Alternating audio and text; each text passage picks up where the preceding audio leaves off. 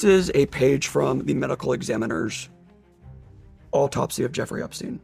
And the top line, the first full sentence, says the prostate is slightly and diffusely enlarged with marked enlargement of the verumontanum. I don't know what that is.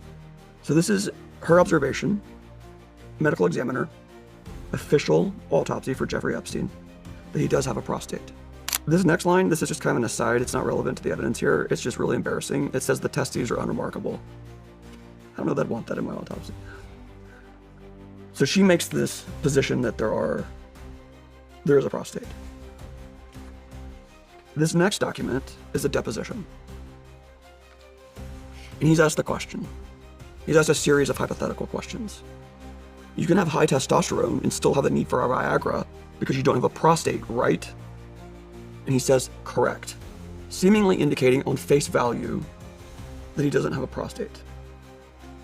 Now, there's controversy over this because people make the argument that the you in that sentence is the royal you, meaning sort of a general question about someone's medical condition. Okay, fair enough. But the next document is a LabCorp record. And he has a series of LabCorp records and other medical records, as well as intake forms that begin as early as I could find as 2012 maybe, where he's having problems with his prostate, his testes. There's some kind of urological problem that he's having. And so he's visiting a urologist. And at the bottom of this, and highlighted, it says, serum PSA should decrease and remain at undetectable levels after radical prostatectomy, which is the removal of the prostate. So in his deposition, he remarks that it'd be correct. This is what to expect if you don't have a prostate.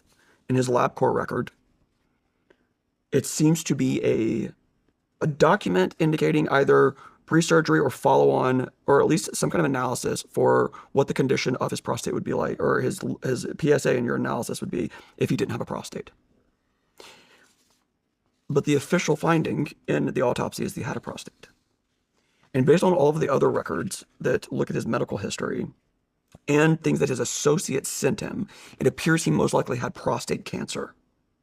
And I know that because his associates would send him medical journal articles about the state of the art of prostate cancer, vaccines, cures.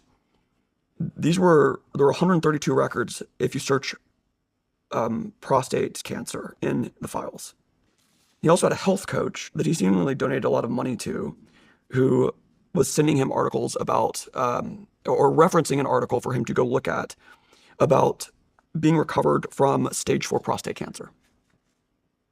So these three files in and of themselves are not entirely determinative about the condition of the prostate, but it's a valid open question about whether he didn't have a prostate and the Office of the Chief Medical Examiner didn't track that. And it wasn't his body on the table.